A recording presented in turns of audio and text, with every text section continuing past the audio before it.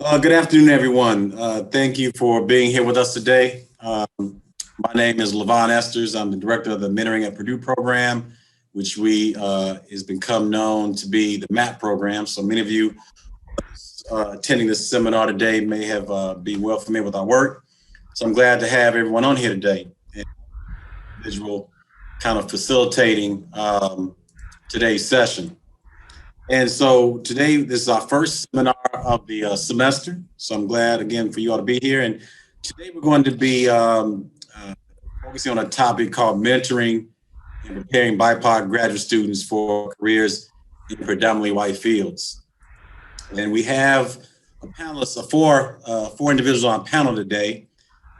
We have Dr. Torrie Crops. And what I'm going to do is I'm going to mention their name, but then Dr. Crops, going through Dr. Gatson and Virginia Womack, I would like for you all, if you don't mind, to share with folks what do you do at each of your respective campuses. And then once that's done, then we'll jump into the questions I have.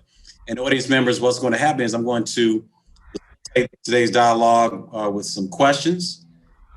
Afterwards, when we get to the end, around maybe 12:45, we're going to open it up for questions from the audience. So what I would encourage you to do, everyone, is mindful of the questions you want to ask, or put them in the chat. Stephen and members of the MAP team will take stock of those questions and let me know what's the next question to ask.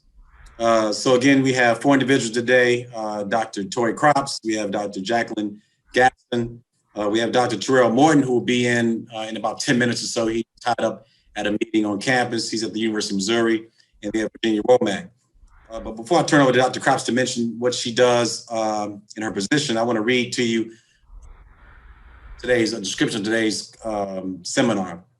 So graduate students who are Black, Indigenous, and people of color, BIPOC, face challenges such as loneliness, isolation, or microaggressions when entering a workforce that is predominantly white. Increasingly important for mentors to prepare students for these challenges as they plan for their future careers. This workshop will feature strategies and advice for a panel of experts for finding support networks, rights in the workplace, and navigating through these challenges. So that's a little bit about the background. So without further ado, I'm going to turn over to Dr. Crops.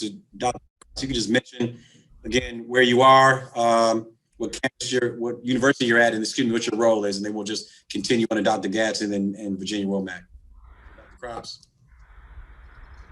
Hey everybody, I'm Torrie Crops. I'm a postdoc at Rice University, and I work for the Alliance for Graduate Education in the professoriate. So I work for an AGAP program, and ours is called Strengthening Training and Resources for Inclusion in Data, Engineering, and Science. So we're AGAP Strides. And basically we support and advance racially and ethnically minoritized doctoral candidates and postdocs into STEM faculty positions in data and engineering science fields. Thank you, Dr. Crops. Dr. Gatson. Hi, everyone. Thank you for being here, and thank you for the invitation to the planning committee. I'm Dr. Jackie Gatson. I'm the Associate Director here at Purdue for the Minority Engineering. Where all are welcome, but we historically have served underrepresented populations, African American, Hispanic, and Native American students.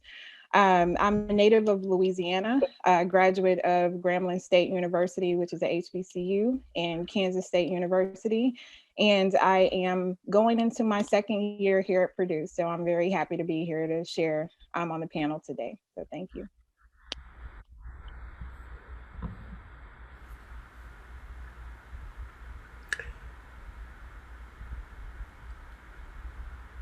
Can you hear me? Uh-oh. Yes.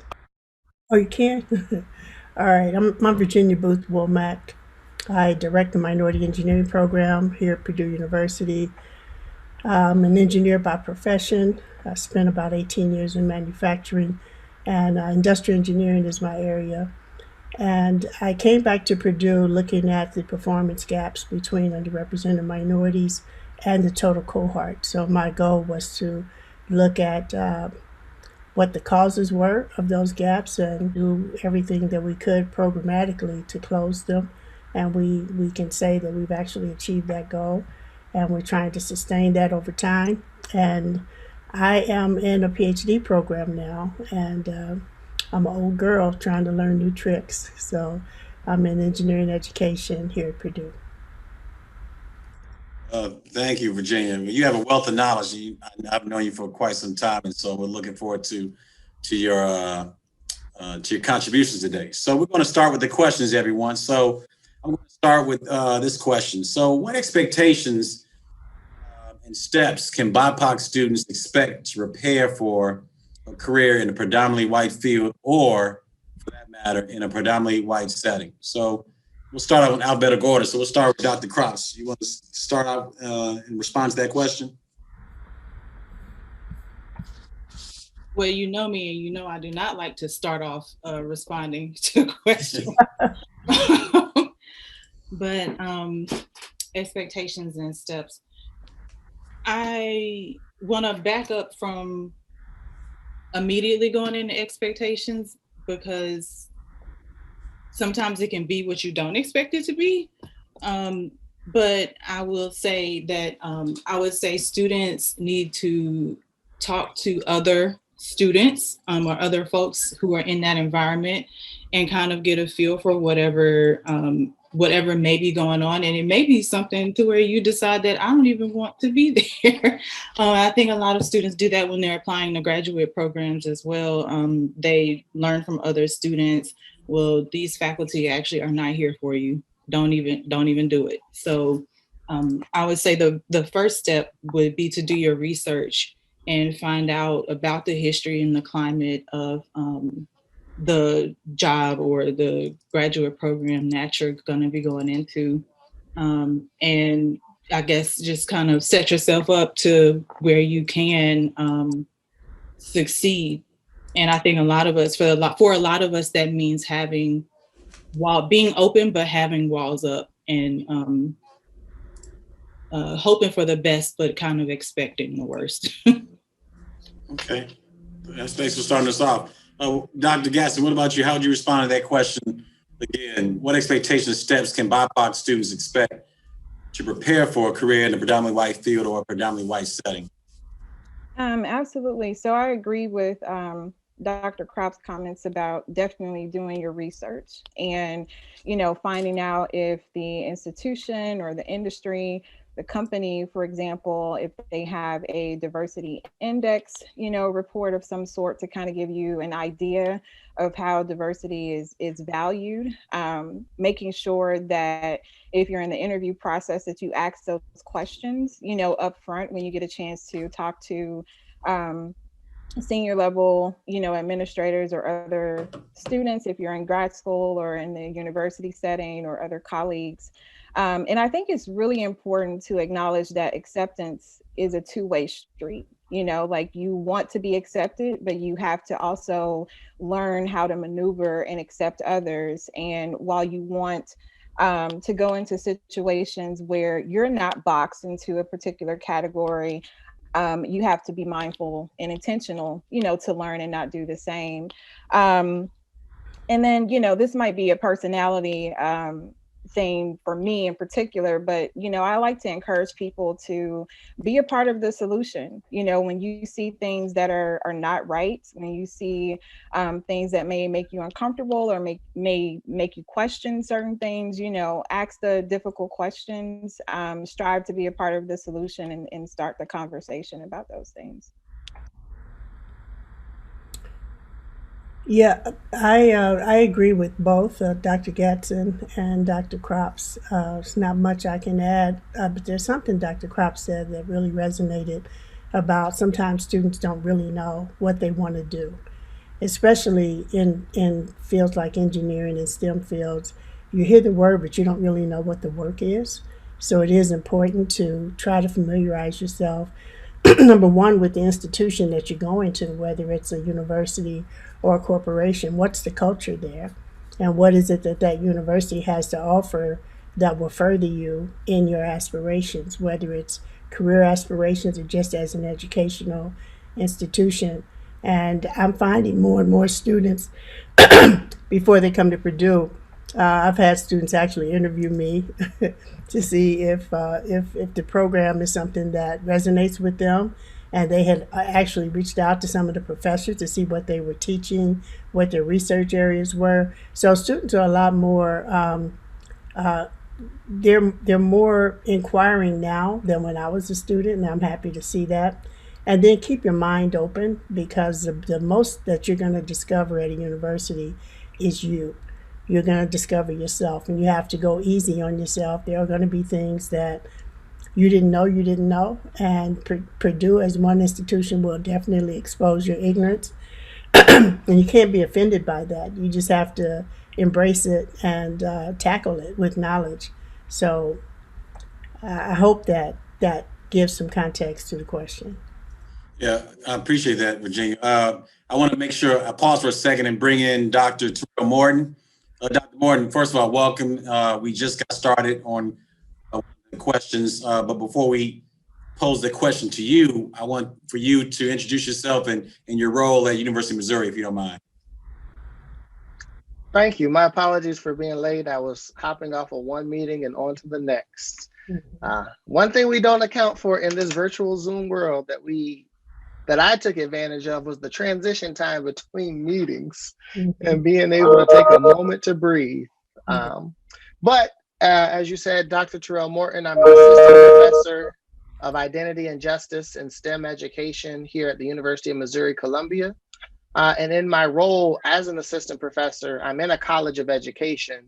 So my research focuses on identity as it informs students' persistence and engagement in post-secondary STEM spaces, within the desire to transform said spaces so that they center and appreciate and value and embrace students' identity and serve as extensions of who they are rather than sites of hostility and alienation that we talk about in STEM, with a specific focus on Black women, Black students, first generation college students, transfer students, and then students from rural communities.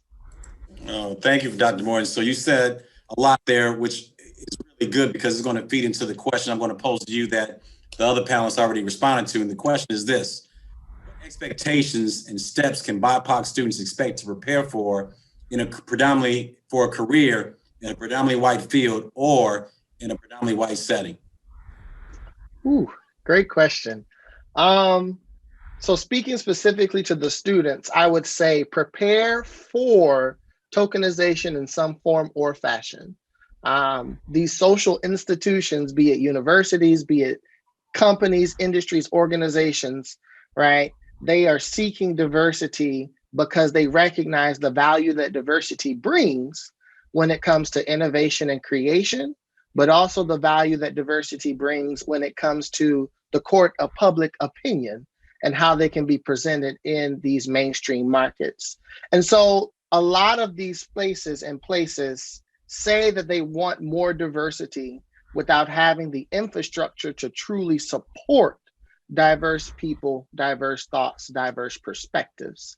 And so what happens is there's a lot of money and a lot of glitz and glamour to bring people to these spaces, but not enough thought, money, resources to actually support and retain people in these spaces.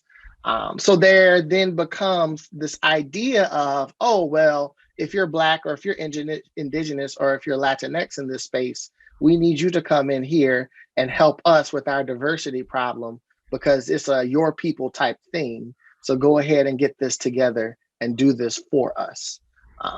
And that has negative connotations to it, but through my work, when I talk about critical race theory and interest convergence, you have the position and the platform then to leverage their tokenization to bring about some radical transformative change for yourself and for others if that is part of your fight and your plight.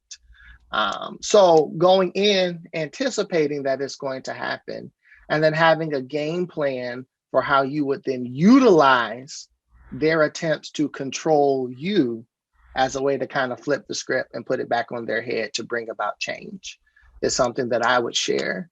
in my own personal experiences, but as well as within my research. Thank you for that, Dr. Morton. I appreciate that. So we're going to the next question, but before I do, again, I want to remind the audience, please follow the questions, jot them down, commit them to memory, place them in the chat, and we'll come back to them near the end of the seminar. So Dr. Watson, I'm going to start with Gatson. I'm going to start with you for this question. How can BIPOC students host honest and authentic conversations with leadership and colleagues within their fields that foster attempts to eliminate any isms and phobias present, not fracturing any working relationships in the process? Oh, that's a great question. One, I think approach is definitely everything. Like you have to maintain a level of professional approach. I definitely think you need to be genuine in your concerns, genuine in the things that you are seeing that's happening at your respective institution, company, what have you, and come with some proposed solutions. Like I think it's very important for you to come to the table with, here are some potential strategies, that we can potentially employ, and then try to match those strategies to the culture of wherever you are. No one knows the culture better than you would, where you are, when you're trying to talk to your colleagues, talk to administration about changes you want to see. And hopefully you'll have some sort of idea of what might be accepted, what might be perceived as, oh, like we're a long ways away from that.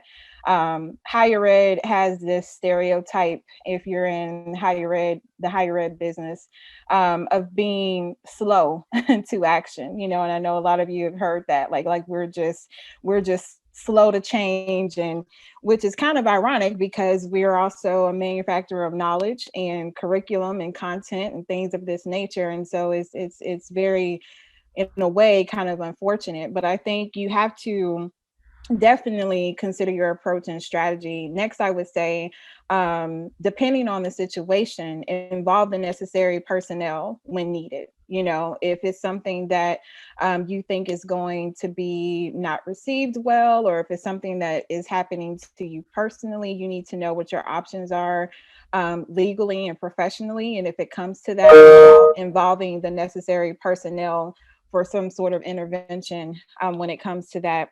And then I also would say really incorporating training is not a checkbox or not a Band-Aid fix, for some of these things. I would definitely suggest incorporating regular learning opportunities, because when these things are embedded in the culture of your institution, your department, industry, what have you, then it just becomes a part of the norm. And it's not just a reaction to some sort of transformational event or some sort of trauma, and then it's like, oh my gosh, such and such happened, so now we need to do diversity training. It needs to be embedded and woven throughout, and it needs to be consistent. You can't say, oh, we did diversity last year or last month and then move on from it. Whatever the issues are, it needs to be something that's intentional and embedded. Thank you. Dr. Crops, how would you respond to that? What would you want to add? This notion of trying to eliminate any isms and phobias present while not fracturing working relationships. That when I read that question, when y'all sent the questions out, I read it and I was like, depending on the place, can you do that? So understanding Dr. Gatson said almost everything that I wanted to say.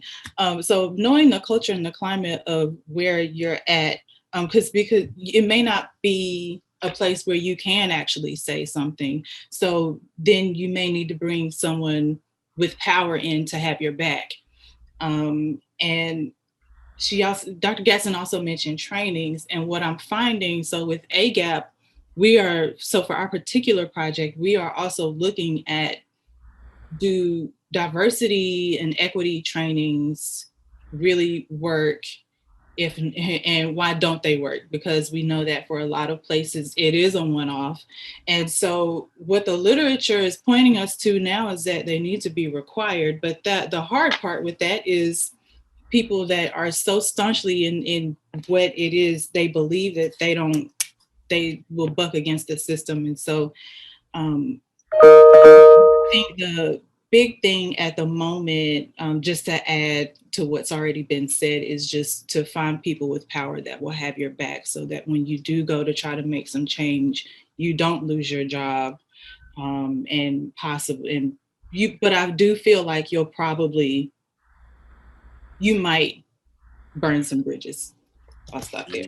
Yeah, Dr. Morton, I see your head shaking vigorously. Anything you want to add to this conversation? Yes, I will.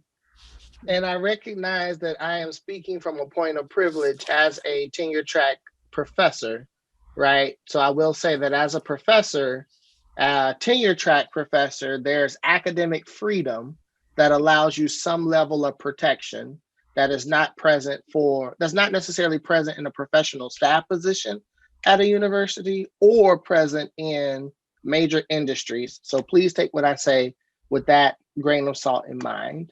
But I have two thoughts. The first thought is similar to what Dr. Crops was saying.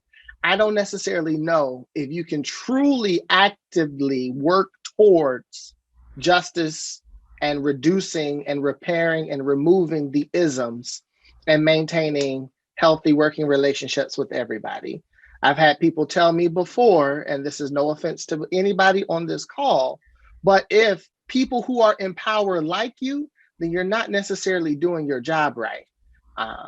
Or if someone from the dominant group is always calling on you to be their token and their friend, then you really not pushing the mantle like you should be doing. So I find that difficult. And I know that in my own space, I've been positioned and positioned myself to some kind of way as a quote unquote controversial person who people are always trying to be mindful of, what is Terrell going to say? And do we need to think something different? Now, on the other side, I think about Dave Chappelle skits when keeping it real goes wrong. And for those who used to watch the Dave Chappelle skits, there was a whole lot of outcomes that could happen when you kept it super real. So I think, like Dr. Crops and Dr. Gatson said, you have to be mindful of your context and your surroundings. You can't necessarily go at this by yourself. One, these isms took 400 plus years to be in place. So you, by your lonesome, as that Superman, Superwoman, super person, is not going to be the person to dismantle it by yourself. So having that community, a mixed powered community works. A cisgendered white man who has some kind of status always brings about a different kind of credibility when you're trying to do this work compared to people of color. So knowing who allies are versus co-conspirators, as Bettina Love also articulated, is important when you're wanting to go into this space and bring about change. Thank you. Virginia, would you like to add anything to this conversation? Man, that was amazing. Those comments, I'm like, yeah. But there was just one thing that resonates in my mind is authenticity. If you're talking about students, their heart and what they're wanting to accomplish is very authentic, and it doesn't need to be obscured by trying to get along with everyone. So yes, you need a power element with you, but I really value the authentic reaction that students have to oppressive situations, isms, and they need to be heard. So the point of having someone there as an ally with you is so that you can be your authentic self and not be punished. And so that would be the only thing I'd add to that. Thank you. Before I transition to the next question, I want to acknowledge Dr. Michelle Campbell. She placed something in the chat, Dr. Crops, and for everyone, so make sure you check the chat out. Also, thank you to Paige Brown. She posted something in the chat as well. We'll come back to that question. I have not forgotten. So I want to mention that. So Virginia, let me start with you with this next question. This is probably one of my favorite questions. Appreciate Stephen and the team coming up with these questions. So the question, Virginia, that I want to start with you is this. Does the idea of a team player cause unnecessary harm to BIPOC students when being a team player is thought of as what's best for the majority? I'm probably not the best one for that question. I think the way we establish teams suck, especially for students. We're not, the structures that are in place to support racist thinking are self-edifying. If you walk in there as a student of color and you're put on a team, I'll give you an example. We had a situation where they put a black woman on a team of white men, and they said, they asked me if I thought that she would be okay, and I said, would it be okay if you put a white male on a team with black women? And they said, well, no, they would. We probably need to break that up a little bit, and just the difference in the way people think. I don't think they understand people of color, they being those that are establishing teams. I don't think that there's a deep enough understanding of how to mix students and how to cultivate that team relationship, how to watch it. Because you can put them in the team and then walk away and not know that it's imploding and not know that there are certain students that are left out. And the student is left to fight that by themselves. So I've just seen a lot of blow-ups with team structure. And there's a lot of interest in figuring out how to do it right. There are programs people are using. Students will go in and put in their profile and they'll match them that way. I think there are things that are being done, but there's a lot more work that we need to do to protect the integrity of team thinking. Because in a team, everybody's position is valid. Everybody brings something to the discussion, and that's valued and it's intentionally sought after. And I don't really see that in teams. So the jury's still out with me on team structures. Well, that's fair, and I appreciate that. So let me jump to you, Dr. Morton. How would you respond to the question again? How does the idea of a team player cause necessary harm to BIPOC students when being a team player again is thought of as what's best for the majority? That's a great question. It reinforces that trauma that we see happening within our learning spaces and our working spaces, where you have to appease, you have to take a second step or a subjugated perspective to whatever the full group wants. Because in being a quote unquote team player, or on a professional level and being collegial, right? You are taking what you desire from yourself and putting forth what the full group votes. So in those team structures, as future Dr. Womack was saying, and I love the pearls that she got centered around her name, so I need to learn how to get fancy like that with my Zoom. But as she was saying, right, we need to rethink how we're even doing this idea of teaming people up professionally or even students in the classroom, right? Professionally, we think content expert only, all right? If I'm an identity expert and somebody is a expert on systems thinking and then somebody is an expert on transformation, the three of us should be able to come together to work on this project when we're not even taking into account our different lived experiences, the different ways in which we perceive and understand the world, and our communication styles. So digging deeper into how we're even thinking about organizing team structure then becomes necessary to help mitigate and even reduce that trauma and that oppression that we find right in these team spaces. And really quick, I know a colleague of mine here at the University of Missouri takes an interesting approach with his students, where he's very intentional to make sure that if the person is a woman, that she is not the only woman in a team of men, and that if the person is of color, they're not the only person of color in a team of white people. And so he's very intentional in making sure that there is at least two of a kind, and I know that that sounds terrible, but that's how it's coming to me at this moment, in a team, so that one person cannot have more power over the other.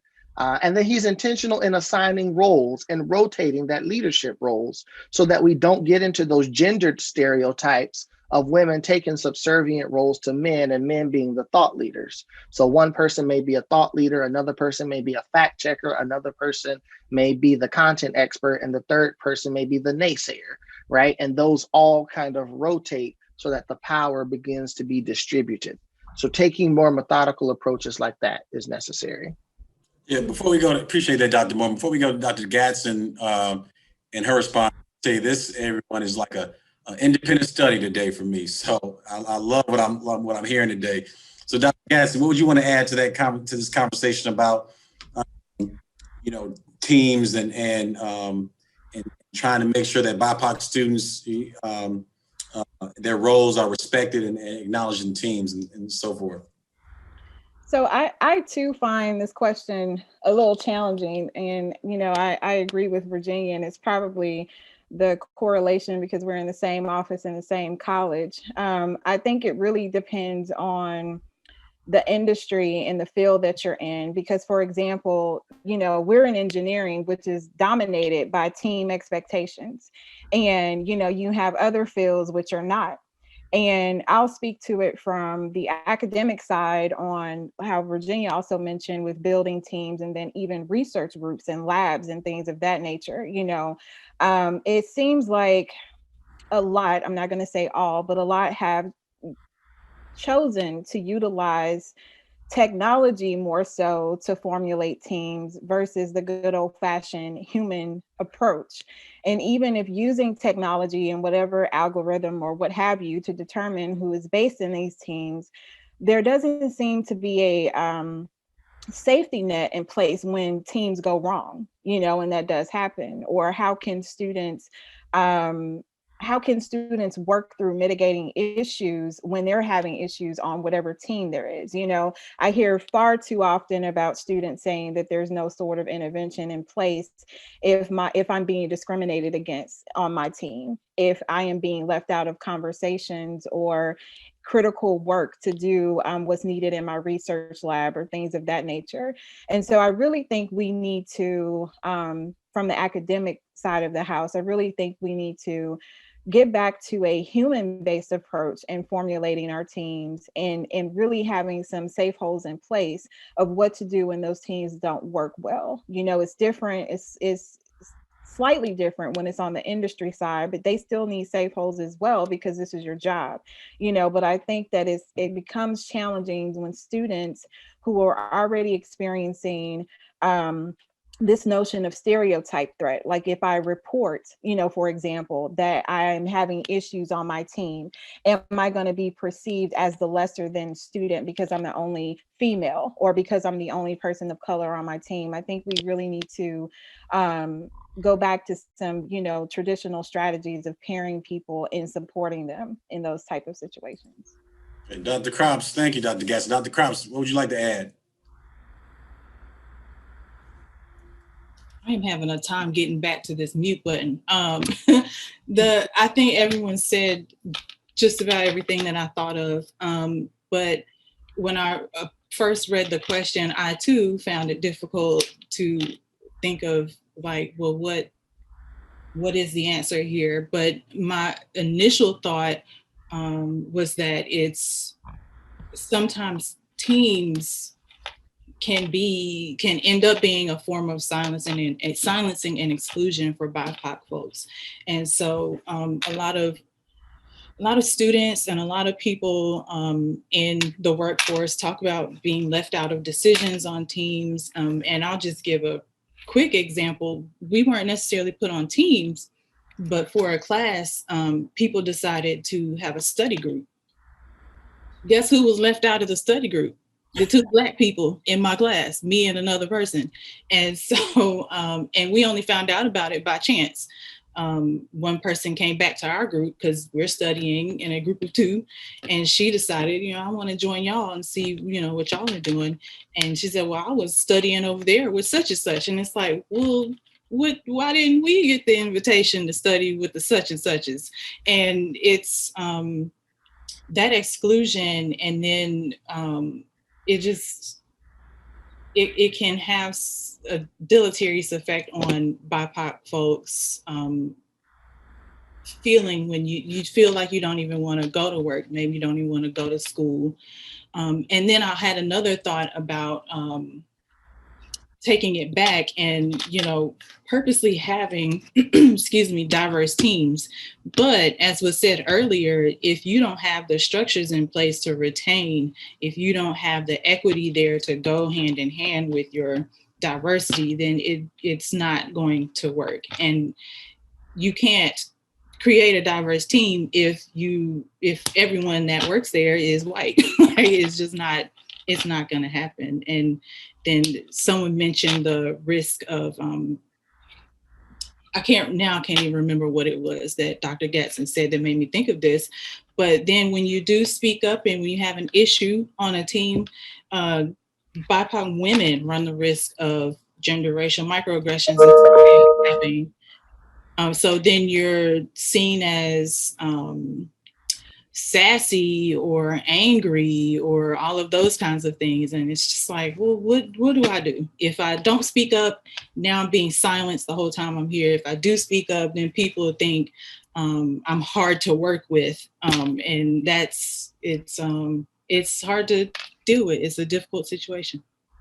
Thank you, everyone.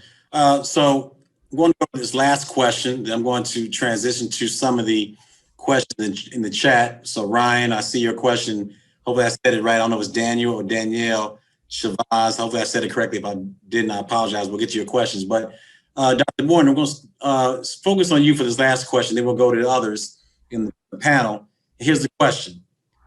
Has code switching, other forms of identity suppression, dissuaded BIPOC students from embracing their authentic identity in predominantly white fields?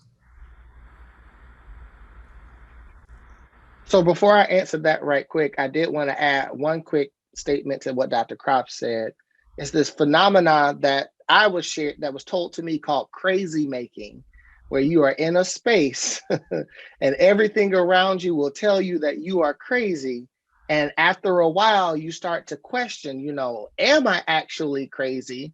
But it's not that you're actually crazy. It's the crazy making process of what I attribute to the culture of whiteness, that individualism, cronyism, elitism, universalistic perspective of life that we are all operating within. But tying that into then this question of code switching and whether or not, that's a form of authenticity. As someone who studies identity, I recognize that there is no one single identity that a person maintains, but there are identities, right? And how we then even tease that out can be the characteristics that one embodies versus the roles that they take on. So I could say my identity as Terrell is A, B, C, and D, but as Terrell the professor, right? Now that then adds another layer to how I understand myself. And so when I think of code switching, right, to me, that's just another form in which who we are is being presented within whatever space that we are navigating as a survival skill, right? Or as a skill to thrive, or as a strategic metacognitive tactic that we are employing because of the racialized lens that we have on this world. So I never see someone who code switches as someone who is abandoning their authentic self. And I never see someone who is code switching as someone who is, losing out or selling out or any of those other things, right? It is a tool, a strategy, a resource that we have at our beckoning to ensure our physical, social, emotional, spiritual safety and well-being, as well as our ability to navigate and then traverse these spaces. Which kind of gets to that thing about when keeping it real goes wrong, right? If you're saying this is not authentic, then I would ask you, how then do you describe your authentic self? Because I am almost certain that who you are among your friends is not necessarily who you are among your parents, your grandparents, your church community, whatever service organization that you're participating in. So there's always some facet of yourself that you're showing and or not showing as you're navigating different spaces. Thank you. Hopefully, Ryan, because Dr. Morton, Ryan Cornick actually posed a question about this notion of keeping it real without it going wrong. So, Ryan, hopefully that responded. Hopefully that addressed your question. If not, Ryan, add the chat. But Virginia, I want to move to you. What do you think about this notion of code switching and its role in spaces, family white spaces or fields, if you will? And how can we provide a more inclusive culture to maybe be less reliant on it, if indeed that's necessary? Code switching. Well, on the positive side, I think code switching makes people of color multilingual because we can switch from place to place to place seamlessly and have two conversations at one time and it not be known to others in the room. It's a necessary survival tactic that I think we've developed over time. So I don't see it as a negative. In the structures that we're in, you just have to be able to do that. I find since I'm in this PhD program, I'm telling you, the language of research is blowing me away. I have to sit with the dictionary, and every sentence I'm looking up all but maybe the does and the ands because there's a different language. And if you don't speak in that language, you're not respected. So that's the part of code switching that I think is problematic for a student, because if you're trying to command a subject, you need to know it. And it's not so much a code as it is knowledge of the subject that you're trying to represent. So academia forces students to know the subject matter, know how to talk about it. And this isn't even talking with people in their culture. This is talking about the material that you're studying and be able to represent that well. It may mean that you have to look up things and find experientially how to fit that into your knowledge base, but that's what academia requires. But outside of that, the thing that I find, and this sort of connects with a lot of the questions, a lot of students at Purdue, as a predominantly white institution, say to me, Purdue is the best place to prepare me for my career because it's worse in the professional arena. And I've already learned how to code switch, how to deal with teams, how to do all the things we've already talked about at this institution. Now that's not a great positive. It's sad, but it's like I realized that this is the way life is going to be for me. So I've adapted to it. So I'm not sure that what I'm saying addresses the question in the spirit that it was given, but that's what I have to offer. Well, what you have to offer is always good, Virginia. So no need to even appear as though that's an apology. So I appreciate that. Dr. Gatson, before I have you answer the question, Dr. Crops, I want to make sure that you see in your chat, Dr. Campbell posed a question to you that you may respond to her either through chat or via email. But Dr. Gatson, I'll come back to you. How would you respond to this question about this notion of code switching and its role in the workplace? Wow, I mean, we could do a whole nother talk on code switching. I'm sure I can give 3 faces right now, and without saying a word, people of the African American community would probably know exactly, what it means. This notion of code switching, I agree with what Dr. Morton and Virginia have shared. Like, it's not necessarily negative. It's you have your personal self and your professional self. The notion of code switching, my goodness, it's almost inherent for the BIPOC community because we have endured and gone through years of, our country has a history of racism and oppression. And, code switching has been key to, I think even Virginia mentioned, survival. Like, how do you operate in certain situations? How do you operate in certain groups? And, like Dr. Morton mentioned, you're not who I am as Dr. Gatson in this space is not necessarily who I am, as Jackie amongst my professional peers, or who I am as, Jackie amongst my friends, and that's okay. And I think people have to be okay with not feeling this need or having this expectation that the people you work with have to reveal their whole selves to you. Like, you're not entitled to that. It's nice when it happens. It's nice when it happens authentically, but it's not something that, you know, everyone is entitled to or everyone has to give. And so, you know, I definitely don't see code switching as a bad thing. You know, sometimes when people feel like they're doing it more often, that's a self-reflection of the environment, you know. And if people feel like people are not bringing them their authentic selves to work and they're only getting one version, that may be a you know, a key indicator that we need to check what the culture is and how welcoming, how, you know, inclusive it is, and what we want to do different to make people feel more comfortable. Thank you. Appreciate that. So what I want to do now, everyone, is I have 3 questions in the chat, really good questions. I want to get to these. Daniel, a question from Maya, and a question from Catherine. So I'm going to start with Daniel. Now, panelists, I don't need everyone to respond to, but whoever wants to respond first, you know, because I want to make sure I get through all 3, just mute yourself. So the question from Daniel is this: as a mentor who wants to actively promote minority participation in our field, address concerns from a mentee that their opportunity was given to them solely because of their minority status or the perception that this is so from their peers. So panelists, whoever wants to respond to that, and respond. Thank you.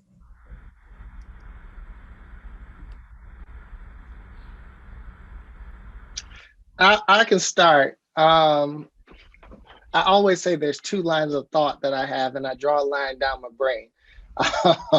On one line of thought, I would say, as a mentor, and for everyone else on this call, you know, words have power and meaning. And so I really struggle with this word minority all the time because it's pathological, and it presumes that these people are positioned in a space because of their own doing, versus minoritized or marginalized that speak to the powers of the system and the structure that are socially regulating people to a lesser than status or to the outskirts. So I think, right, coming from it from that perspective, how are we having conversations with our mentees to say that who you are is beautiful, is bold, is phenomenal, and brilliant, right?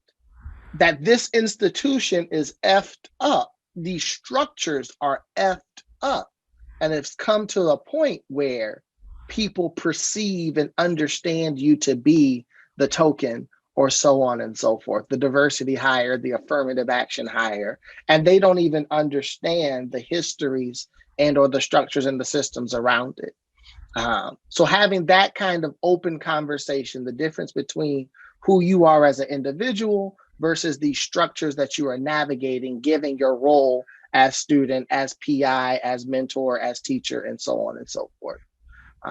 And then on the flip side too, because I actually say it because my position was created as a diversity hire given the 2015 protest at the University of Missouri. If you are a diversity hire, if you are brought in under affirmative action, then again, take that platform, take this space, and use it to advance your perspectives, your thoughts, your ideas. And as Dr. Gatson said earlier, fight for structural change. Because some of these things are happening to us that we do have to respond to. That does not mean that we have to internalize what is happening to us. You're on mute. You're on mute. Hey, Doc, you're muted. I'm sorry about that. I want to move to the next question, and I'm only going to mention Dr. Crops and Dr. Gatson because I know you mentioned at the outset having attended HBCU. So this is the question from Maya. As an African-American student coming from an HBCU undergrad and heading to a PWI veterinary medical school, how would you suggest that I prepare for these types of diversity issues? So either Dr. Gatson, Dr. Crops, whoever wants to start responding. Maya, we need to talk. But first of all, be prepared, unfortunately, for people to think that you're less than. be prepared for people to have this interpretation that HBCUs are ill prepared, that you didn't have proper training or facilities or things of that nature. Just kind of be prepared that that's going to come up. And then every chance you get, prove them wrong. Because, you know, I can distinctly remember that happening to me, transitioning from Grambling to Kansas State University. Everybody thought I was lost. You know, I got the yellow brick road question a lot. I got the, you know, do you play sports, you know, question a lot. I got the, you know, is your dad white question a lot. I mean, it made me question a lot. Why did I choose to do this to myself? And I'm from the South, you know, and I'm from the South. So I'm used to the racism. I'm used to, you know, these other things, but dealing with it in an academic setting, questioning just my presence was quite something different for me that I hadn't experienced at the time. And so I would say, be prepared for that, for people to not have the same level of expectation. But also be prepared to use everything that you learned at your institution to your advantage. You know, I like to think that I can speak for my institution, but I like to think that some challenges were there in place to make us learn how to deal with people and make us learn how to deal with process and to make us learn how to stand up for ourselves, because everything was not easy. You know, at Grambling, a lot of my classmates like to joke about, you know, like the fee sheet thing. We like to say the place where everybody is somebody with a fee sheet, because it used to seem like you couldn't get anything done without that. But I like to say that experience shapes you. Being able to know that you were at an institution with a lot of people that looked like you, it gives you just that extra level of confidence, I feel. It brings another set of just insight that you have about how you approach your work and your work ethic. So use all those tools to your advantage, and just know there may be uncomfortable moments, but you're not alone. Seek out other HBCU staff and professionals and professors that have that experience, that can be your village, you know, wherever you go. And then I will definitely drop my information in the chat. So if you have any follow-up questions, we can do that.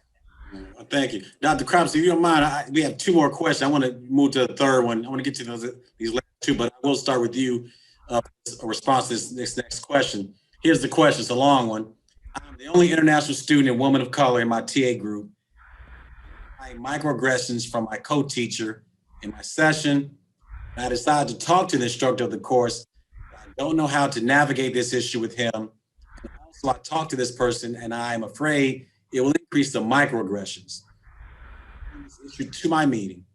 I don't have any recordings or evidence besides my students. So, any response to that, Dr. Crops?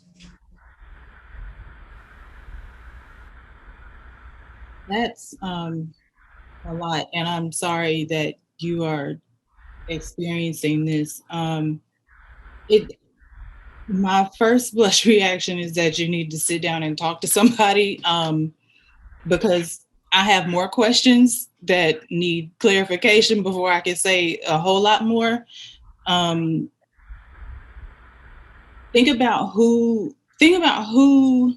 maybe your research group or someone a staff member that can, like I said way earlier in the session, that can kind of have your back and maybe coach you through some of these when you do sit down and talk to your professor, or even if it's someone above your professor. I don't know if it'll be a department head. I feel like a faculty member should answer this, because but I think if I were a student, it's one thing that Dr. Estes was my advisor, and I knew I could go to him and ask for advice, or have him even sit in on a meeting with me. But if you don't have that, think about who can do those kinds of things with you. And then if those conversations don't go the way you want, start thinking about the next steps, because you shouldn't be TAing a course and feeling like you're experiencing not feeling like, and knowing that you're experiencing microaggressions. So that's where I am, but I think a faculty person should answer this. And I do appreciate that. Thank you for that response. Just in the interest of time, we have about 3-4 minutes left. I do want to get this last question, 4 questions, 4 panels. So Virginia, I'm going to pose this last question for you. And here it is. What advice would you give for BIPOC students entering new professional spaces to help advocate for balance between DEI labor and job expectations? Strategies for getting compensation for the unpaid work that they are passionate about, and or navigating having DEI work formally recognized for a promotion. So Virginia, how would you respond to this last question? Wow. Can you give me, this is for a student or someone working at a university? You're on mute. You're on. This was my question, so I can answer. Okay. I was thinking about, mentoring students into their first job after school. So thinking about graduate students maybe going into academia or students going into industry, but kind of as they're moving into professions. Okay, and how would you get compensated for that? Yeah, just any strategies for preparing them to think about kind of navigating all of those balances. If they are passionate about DEI work, but that's maybe not, their primary job expectations, and we want them to, be successful and stay in that profession, but still be able to do that work. Okay, that's not an easy one. And coming from a program director that goes way above and beyond for no extra pay, but that because it's my passion, the pay is not important. I'm not saying that should be everyone's take. You have to know where your limitations are. There's some things that your passion would just propel you to do because it's the right thing. They talk about allyship and being, the other word is accomplice. The accomplice is the one that tries to deconstruct the systems of oppression that students deal with, which is a lot more difficult. And at a faculty level, you can do that. But allyship is just doing the right thing, letting the student know you're there with them, that you feel what they're dealing with, that you're making every effort to provide them with support. And maybe in your position, that's what you're toying with. You have to separate those things that are just connected to your passion to those things that maybe you would be willing to do as a consultant and offer that service to the university or wherever you might be. You have to, I guess, know how to package yourself and see if that's something the university would be able to, or willing to pay for. There are a lot that we do in MEP that would cost a lot of money outside, but we think and we feel that this is really our work. And I'm not sure if that really helps, again, with that. Well, listen, the clock just struck 1 o'clock, and I want to respect everyone's time. I cannot state enough how appreciative I am of the panelists, Dr. Gatson, Dr. Morton, Dr. Crops, Virginia. You were phenomenal. Thank you for your time today.